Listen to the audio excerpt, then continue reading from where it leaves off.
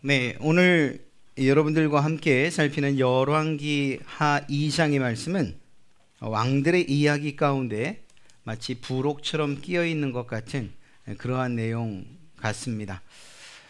선지자들의 이야기를 하고 있고요. 특별히 선지자들의 그런 세대 교체라고 할까요? 엘리야가 엘리사라고 하는 후계자를 세우는 그러한 과정들을 기록하고 있습니다. 궁금하지요? 하나님께서 이스라엘에 계속해서 선지자를 보내신 이유가 있다면 그게 무엇일까? 또 선지자들은 대체 무슨 일들을 한 것일까? 우리가 잘 알고 있는 것처럼 하나님께서 말씀하게 하시는 것, 하나님께서 전하게 하시는 것을 그대로 선포하고 전하는 것이 선지자의 역할이었습니다. 그런데 그러한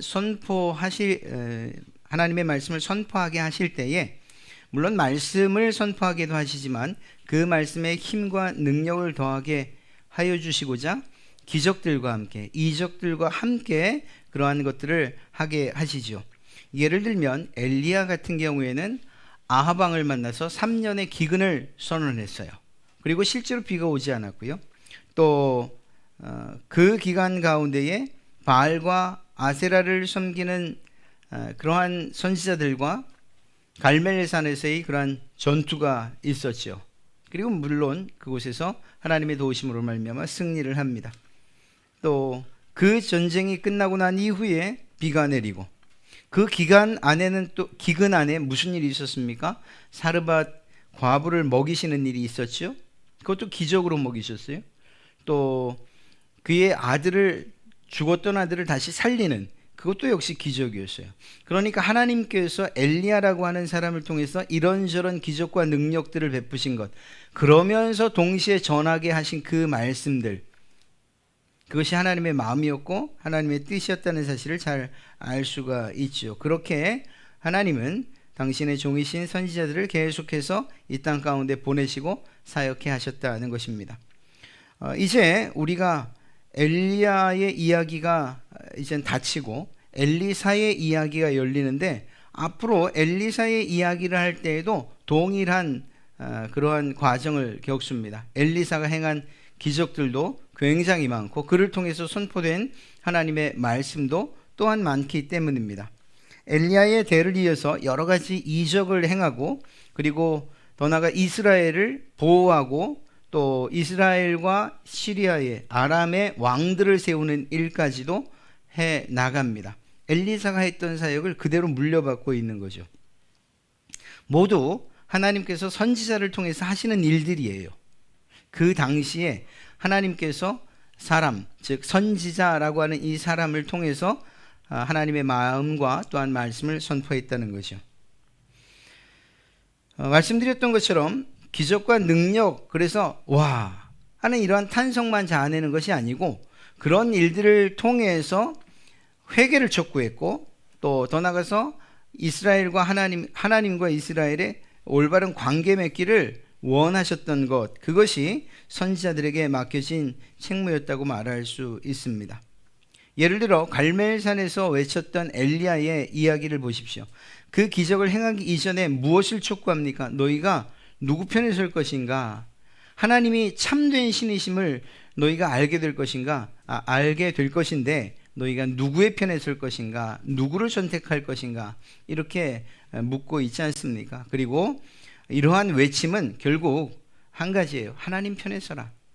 하나님 그분만이 참 신이라는 사실을 너희가 이 일을 통하여 깨닫게 될 것이다, 이거였습니다. 엘리야뿐만 아니라 대부분의 선지자, 성경에 나오는 대부분의 선지자들, 그들은 하나님의 말씀을 대언하면서 이스라엘이 하나님께로 돌아오기를 원하는 그런 마음으로, 즉 하나님의 마음으로 선포하고 전했던 것을 알 수가 있습니다. 그러다가 모욕을 당하기도 하고 매를 맞기도 하고 옥에 갇히기도 하고 온갖 수치를 당하기도 하죠. 그럼에도 불구하고 그들이 멈출 수 없었던 단 한 가지 이유는 하나님께서 전하게 하시는 사명을 자신에게 주셨기 때문입니다. 하나님께서 주신 그 사명을 거절할 수 없었고 거부할 수 없었기 때문이죠. 이것이 바로 선지자들의 사명이었습니다. 그런데 우리가 열왕기서를 열면서부터 굉장히 많은 우리가 미처 인식하지도 못했고 헤아려 보지도 못했던 정말 많은 선지자들의 이름이 이 열왕기서를 열면서부터 시작이 되고 있어요. 나단, 스마야, 아사랴, 하나니, 예후, 아하시엘, 엘리에셀, 엘리야, 오바댜, 엘리사. 오늘까지 등장한 엘리사. 그 이전에 열왕기서에만 기록된 선지자들이 이렇게도 많아요. 의문이 들지요. 궁금해요. 아니, 선지자가 이렇게나 많이 필요한가? 하나님의 말씀을 대언하는 사람이 정말로 이렇게 시대마다 왕 때마다 이렇게 필요한가? 이런 생각이 들어요. 이걸 역으로 생각하면 하나님께서 선지자를 통해서 계속하여 말씀을 하심에도 불구하고 이스라엘 백성들이 듣지를 않았다는 거죠. 왕들이 하나님의 말씀을, 선지자의 이야기를 무시했다는 거예요. 듣지 않고 불순종하는 그들에게 하나님은 포기하지 아니하고 계속하여 선지자를 보내고 그들을 통하여 이적을 베푸시고 그 이적의 중심에 하나님의 말씀을 담아 놓으셨다는 사실을 알 수가 있습니다. 안타깝게도 그럼에도 불구하고 이스라엘 그리고 또 그들의 왕들은 하나님께로 회개하지 않습니다. 하나님께로 돌아오지 않습니다. 이런 많은 이적들을 보고도 죄에서 돌이켜 하나님과의 약속 또 하나님의 명령에 순종하는 것을 거절하고 거부합니다. 이것이 너무나도 안타까운 일이에요. 모든 방식이 선지자가 이렇게 다음 선지자에게 이렇게 후임 또는 후계자를 세우는 과정이 다 이렇진 않습니다. 오늘 엘리야가 엘리사를 세웠던 이런 과정을 거치진 않아요. 그러나 오늘 이 2장에 기록된 사건을 통해서 하나님께서 맡기신 일을 하는 그러한 선지자 그리고 또 선임 선지자를 이어받아서 그 선지 사역을 계속해야 되는 그 사람들의 이 무게감, 영적인 무게감이 얼마나 큰가 하는 것들은 우리가 충분히 살펴볼 수 있고요. 또한 더 나아가서 오늘 말씀을 통해서 우리는 예수님의 제자로서 살아가는 우리들 역시 어떠한 삶을 또 어떤 모습으로 그리고 또 우리가 그러한 제자의 삶을 살아갈 때 필요한 부분이 있다면 그것이 무엇인가 하는 것들을 좀 살펴보려고 합니다. 말씀드렸던 것처럼 이렇게 많은 이적들, 선지자를 통한 그러한 놀라운 일들을 보면서도 이스라엘이 돌아오지 않고 왕들은 여전히 하나님을 거부하는 일들, 이것은 결국은 자신들이 이스라엘이 얼마나 완고하고 완악하고 하나님을 거역하고 있는가를 스스로 보여주는 일이죠. 미가의 뺨을 때리던 그러한 거짓 선지자들의 무리가 오히려 이스라엘 왕 주변에는 더 많았던 것을 알 수가 있습니다. 참 선지자보다 말입니다. 이러한 것들을 볼 때에 한 가지 분명한 것은 이런 눈에 보이는 이적이나 혹은 능력이나 깜짝 놀랄 만한 그런 일들이 사람을 변화시키는 것 또 순간적인 감동을 줄지는 모르나 하나님께서 원하시는 방향으로 바뀌는 것은 아니구나 하는 이러한 죄의 완악함을 볼 수가 있습니다.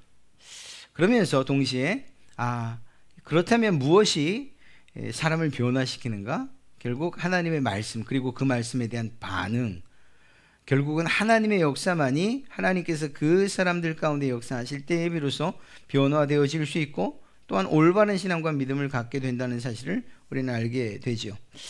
오늘 우리는 엘리사의 이야기를 시작하는데 앞으로 계속하여 등장할 엘리사의 이야기들과 또 그의 사역들을 통해서 무엇을 깨닫게 되는가?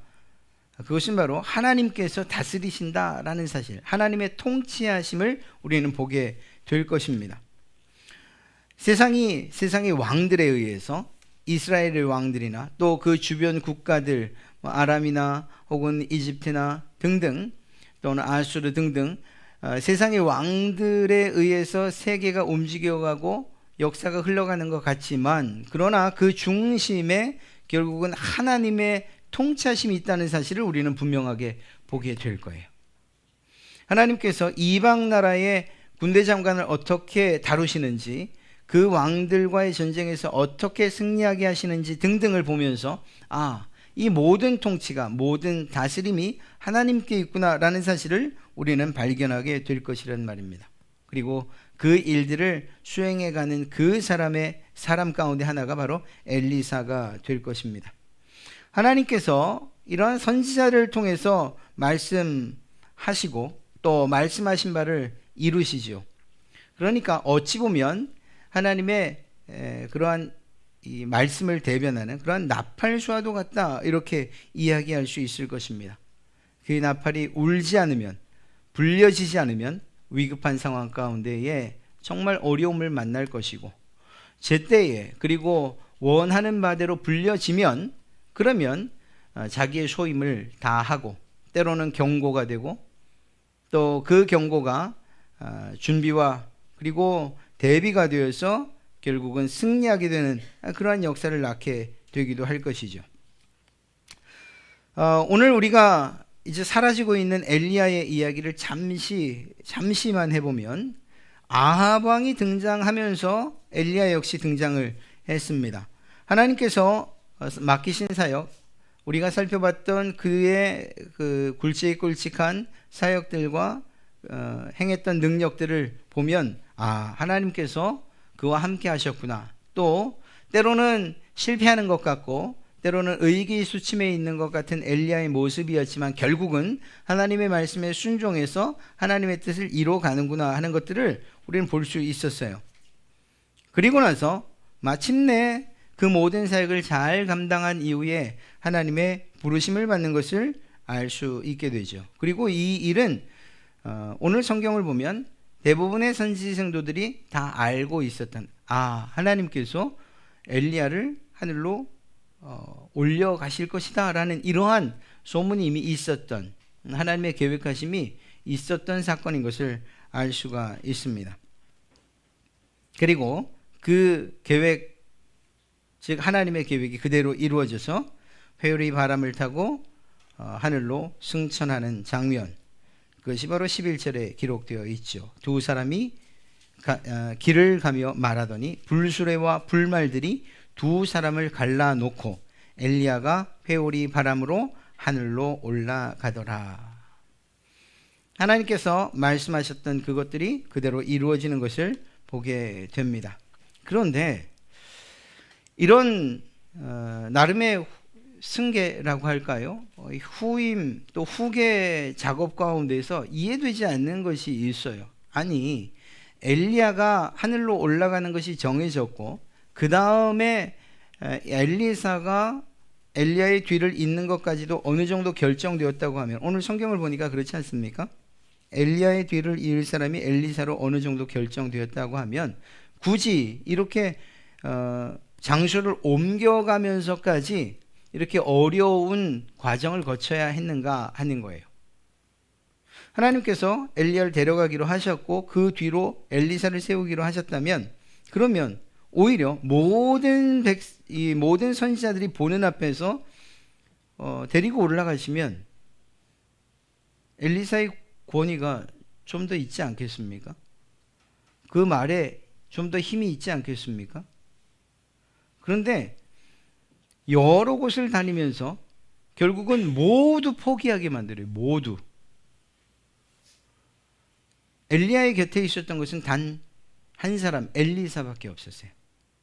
왜 이렇게 하셔야만 했겠는가? 사실은 길갈에서 베델로, 베델에서 여리고로, 여리고에서 요단으로, 이러한 이 여정은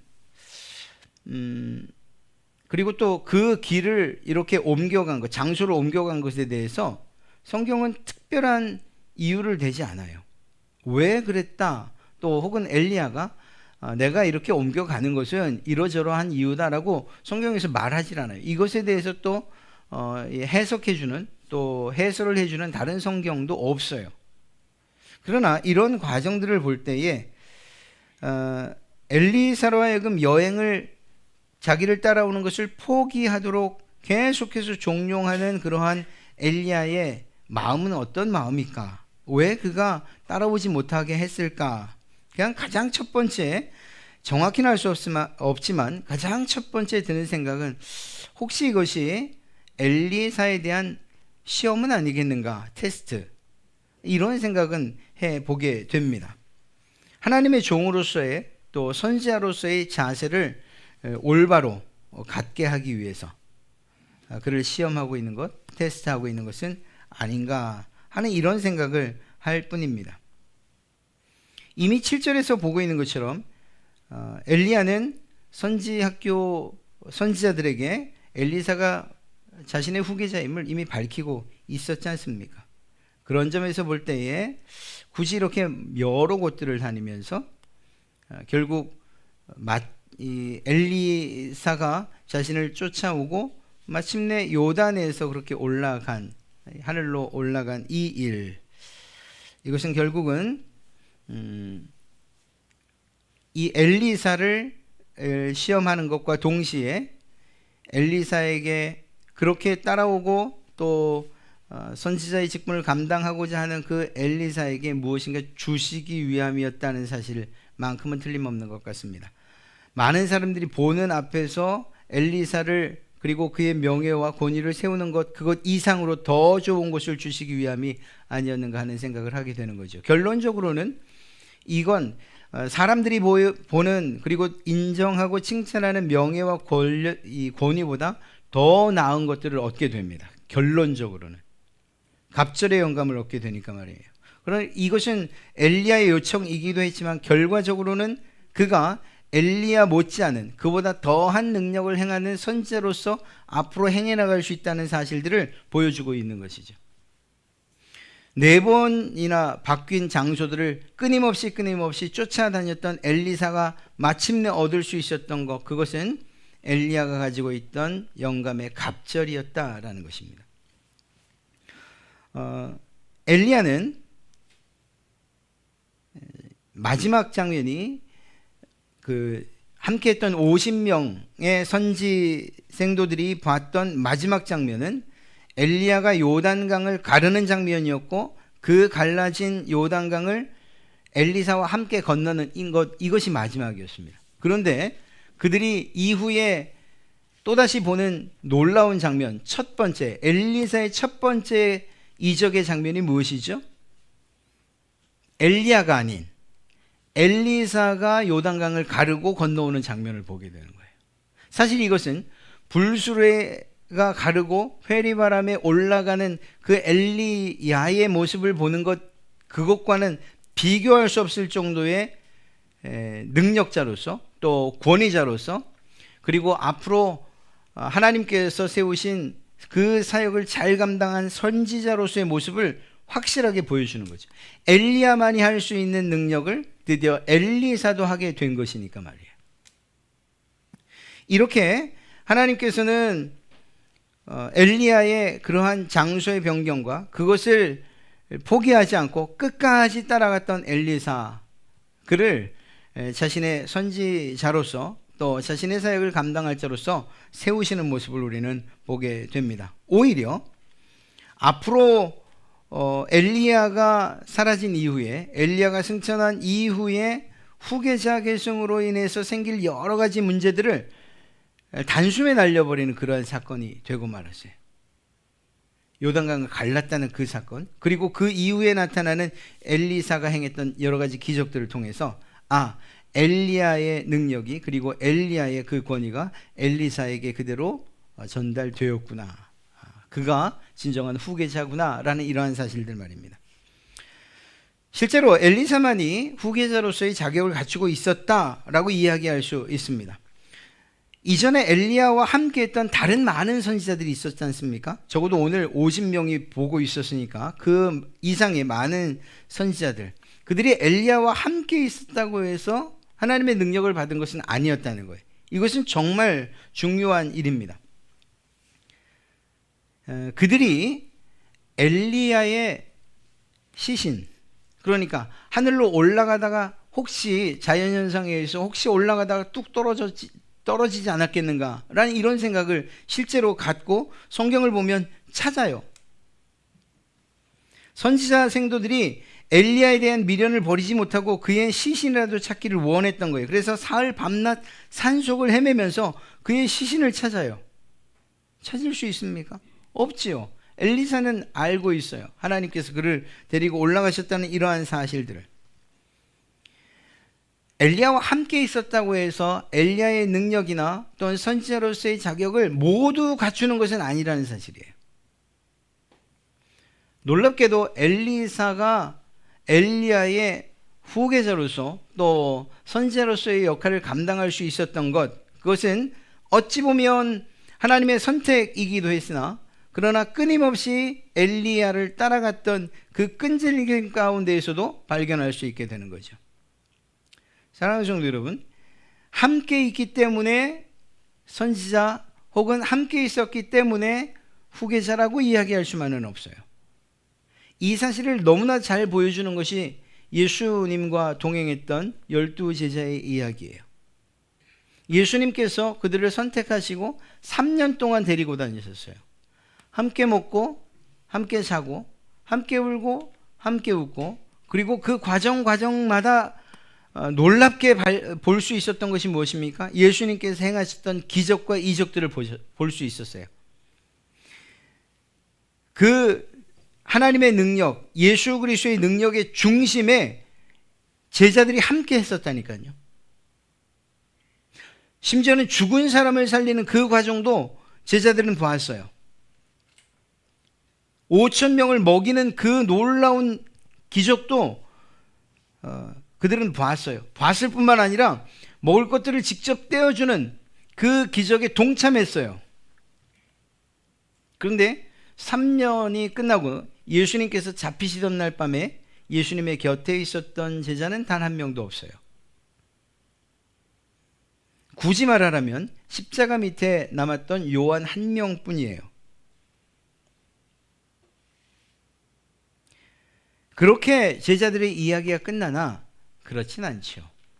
마치 엘리야가 하늘로 승천한 것처럼 예수님께서 하늘로 올라가신 이후에 주님께서 성령님을 이 땅 가운데 보내주셨어요.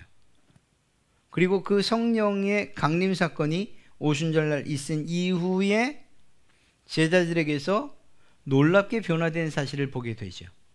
그렇게 타는 숯불 앞에서 예수님을 모른다고 3번이나 부인했던 베드로가 방언을 하며 주의 복음을 전하는 일을 성령 받은 이후에 하고 있어요. 그리고 놀랍게도 그가 하는 일들, 그리고 그가 행한 능력들은 예수님께서 하시던 일들이었고, 그것들을 통해서 수없이 많은 사람들이 주께로 돌아오고 구원받는 역사가 일어났다니까요. 그 일 이후에 모든, 요한을 제외한 모든 제자들은 순교를 했다고 그렇게 알려져 있어요. 사방으로 흩어져서, 세계 각지로 흩어져서 결국 주의 복음을 전하다가 죽음을 맞이한 거죠. 너무나도 확연하게 달라지지 않았습니까? 예수님, 그분이 잡혀가는 것 마음에 그냥 흥분이 되어서 감정 조절을 못해서 칼을 빼들어 제사장의 종의 귀를 쳤던 베드로, 그건 그의 감정이었어요. 그것이 그의 변화된 모습은 아니었어요. 왜냐하면 그 일을 곧 후회하고 도망가니까 말이에요. 그리고 마침내 예수님을 모른다고 부인하고 있으니까. 무엇이 이들의 삶을 완전히 바꾸어 놓았는가, 그 시점을 우리는 성령 강림 사건으로 볼 수밖에 없어요. 그리고 그것이 사실이고요. 엘리야의 능력을 가지고서 하나님께서 맡기신 선지자의 역할들을 잘 감당한 엘리사와, 그리고 그것과 상관없이 믿음도 없고 또 하나님의 말씀에 대한 신뢰도 없었던 나머지 선지자들, 그래서 엘리야의 시신을 찾으러 다녔던 많은 선지자들, 그들의 이 갈라지는 시점은 언제입니까?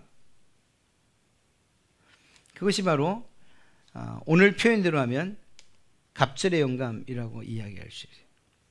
결국은 선지자라고 하는 것이 그저 이름만 가지고 또 임명장만 가지고 기름 부음만 가지고 이루어질 수 있는, 행할 수 있는 일은 아니라는 사실을 알려주고 있는 거예요.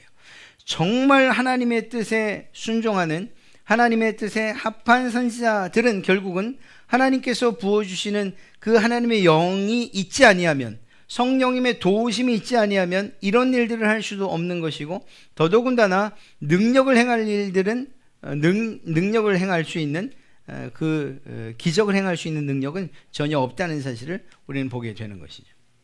이것은 엘리사에게 나타났던 그 사건, 지금 우리에게 필요한 일도 똑같은 이야기라고 할 수 있는 거예요. 사랑하는 성도 여러분, 때로는 우리는 우리의 신앙생활을 또 우리의 삶에 기적이 일어나길 원하는 그러한 마음으로 무슨 일들을 하는가 결단을 하고 의지를 가지고 노력을 하고 또 여러 가지 이유, 때로는 공명심이나 아니면 진실한 충성심을 가지고서 주의 일을 해요. 그런데 그것이 나의 중심으로만, 내 중심으로만 그것들이 되어질 때는 결국은 엘리야의 시신을 찾고자 하는 그들의 모습, 그것에서 벗어날 수 없다는 사실을 우리 인정해야 됩니다. 우리가 정말 하나님께서 기뻐하시는 신앙생활을 하길 원한다라고 한다면 주님께서 승천하신 이후에 우리에게 보내주신 그 성령님의 역사하심을, 그리고 그분의 임재를 우리는 날마다 간구해야 되는 것이고, 그분께서 여러분 안에서 역사하심으로 말미암아 이제는 내가 주의 성령이 거하시는 거룩한 전입니다 라고 하는 이 베드로의 고백이 여러분의 고백이 되어야 한다는 사실이에요. 그때 비로소 우리는 오늘 성경이 이야기하고 있는, 또 우리가 그렇게 이야기하고 있는 그리스도인의 기적의 삶을 살아가게 되리라 믿습니다. 우리에게 필요한 것은 내 힘과 내 능력이 아니에요. 이것은 하나님의 일뿐만 아니라 우리가 세상을 살아가는 육신의 일에도 마찬가지예요. 여러분의 뜻대로 되는 일들이 있는가? 새해가 지난 지 꽤 됐지만 한번 돌이켜 보십시오. 지난 한 해를 돌이켜보세요. 여러분들의 생각이나 노력이나 의지만으로 모든 것들이 완성되었던 것이 있는가?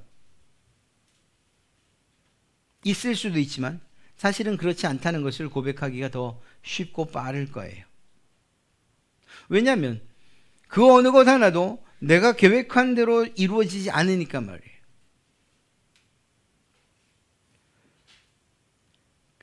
내 말을 가장 잘 들을 것 같고 또 순종할 것 같은 자식들도 내 마음대로 되지 않고, 지내다 보니 내 몸은 내 마음대로 움직일 수 있을 것 같은데 그것조차도 되지 않는 모습을 점점 발견하게 돼요. 내 몸도 내 마음대로 움직이지 못하는 이런 상황들이 벌어지게 됩니다. 이거는 내부적인 요인이고요. 외부적으로는 우리가 감당하지 못하는 사건과 사고가 너무나도 많다는 것을 우리 인정하지 않을 수가 없어요. 그냥 정서적이고 심리적인 요인들 말고 실제적으로 물리적으로 가해지는 그러한 위험과 그러한 위험의 요소들이 얼마나 많은 세상을 살고 있냐는 거예요. 그것들 우리가 조절하거나 컨트롤할 수 있는 것들이 아니라는 것을 인정해야 됩니다. 그래야 결국은 누구를 의지하게 되는가? 앞서 말씀드린 것처럼 이스라엘을 통치하시는, 그리고 지금 이 시대로 말하면 온 우주를 통치하시고 여러분의 삶을 다스리시는 그분께 맡기는 그 길을 발견하게 되고, 그것이 정답이라는 사실을 다시 한번 발견하게 되기 때문입니다. 오직 주님께 우리의 삶을, 우리의 인생을 맡길 때 비로소 그것이 우리가 이야기하고 우리가 또 기대하고 고대하는 기적의 삶이 될 것임을 오늘 성경은 우리에게 이야기하고 있습니다.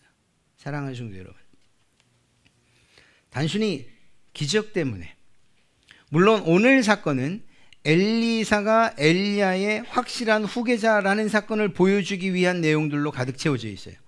요단강이 갈라진 것도 그렇고 엘리사가 그 이후에 베풀었던 쓴 물이 달게 되는 것도 그렇고 작은 아이들이 곰에 물려 죽는 일들도 마찬가지고, 이 모든 것들은 엘리사에게 엘리야의 능력이, 다시 말하면 하나님께서 그와 함께 하신다는 증거들이 나타나는 것들이에요. 하나님께서 그를 세워주신 것이죠. 오늘 우리가 세상을 힘있게 살아가는 것, 어떤 명분을 쌓거나 혹은 세상이 인정하는 것들을, 어떤 자격증 이런 것들을 취득하는 것, 혹은 물질들을, 또 혹은 돈을 많이 버는 것, 명예를 얻는 것, 권력을 얻는 것, 그래서 사람들이 나를 인정하겠지라고 하는 이런 생각들은 빠르게 내려놓으면 놓을수록 좋습니다. 그것이 아니고 하나님께서 높이시고 하나님께서 여러분들을 통해서 여러분의 삶에 기적을 베푸실 때 그것이야말로 정말 여러분들의 자존감과, 그리고 또 더 나아가서 하나님의 자녀됨을 드러내면서 사는 그러한 유일한 길인 줄로 믿습니다. 이러한 일들이 우리에게 있어야 되는 거죠. 그때에는 정말 하나님만을 전적으로 신뢰하고 성령 하나님의 임재하심과, 또 내가 그분의 나를, 표현은 좀 그렇습니다만 조정하시는, 또 내 삶을 친히 인도하시는 그러한 하나님의 손길에 우리를 내어 맡길 때, 그때 우리가 원하든 원치 않던 그것은 기적의 삶을 만들어내리라 믿습니다. 네. 엘리야의 외투가 그 겉옷이 요단강을 가릴 줄 몰랐을 거예요. 그러나 그 겉옷에 있는 것이 아니었지 않습니까? 하나님의 능력이 겉옷에 있는 것이 아니고 하나님의 능력이 요단강을 가른 거잖아요.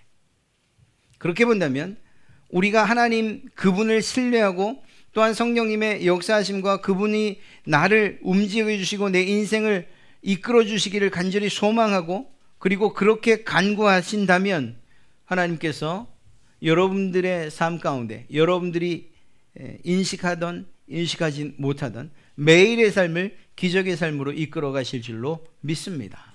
또 그러한 삶이 되시기를 주님의 이름으로 축복합니다. 오늘 말씀을 통해서 우리는 우리에게 정말 필요한 것이 무엇인가? 예수 그리스도의 제자로서, 마치 엘리사가 엘리야의 후계자로서 그 거칠고 험하고 악하고 어두운 세상을 어떻게 이겨나가게 하시는가 하는 하나님의 인도하심을 볼 수 있다면, 동일하게 그때보다 더 악하고 더 캄캄하고 더 칠흑 같은 이런 이 죄악된 세상을 살아가는 여러분들이 어떻게 살아갈 수 있는가, 어떻게 살아가야 예수님의 제자로서의 삶을 살아갈 수 있는가, 그 대답을 오늘 보여주고 있는 것입니다. 우리의 힘이 아니라 성령 하나님의 도우심으로, 하나님의 인도하심을 따라 살아갈 때, 그때가 비로소 하나님의 기적을 보는 그러한 때가 될 것이고, 사망의 음침한 골짜기에서 주의 인도하심과 보호하심과, 또한 우리를 대신하여 싸우시는 그 하나님의 모습, 승리에 우리를 초청하시는 그러한 주님의 모습을 우리는 보게 될 줄로 믿습니다. 사랑하는 성도 여러분, 내 힘으로 살기를 빠르게 포기하는 것이 좋습니다. 이 사흘 밤낮을 산속을 헤매는 이러한 무지하고 불신, 그리고 또 하나님의 뜻을 실제로 무시하는 그러한 선지자들, 이름은 선지자였으나 그들에게는 전혀 하나님의 능력도 하나님에 대한 믿음도 없었던 것을 우리는 볼 수밖에 없어요. 능력을 받은 엘리사가 하나님께서 엘리야를 하늘로 올리셨다고 말했음에도 불구하고 그에 대한 믿음조차 없어서 사흘 밤낮을 찾아다녔잖아요. 엘리야의 시체를. 하늘을 바라보며 소망을 갖고, 또한 하나님께서 주시는 그러한 성령의 은사와 능력으로 살아가기를 다짐하시는 그러한 여러분 되시기를 주님의 이름으로 축복합니다. 그러한 모습으로 다음 한 주간도 주와 함께 동행하며 승리하시는 그러한 여러분 되시기를 다시 한번 축복합니다.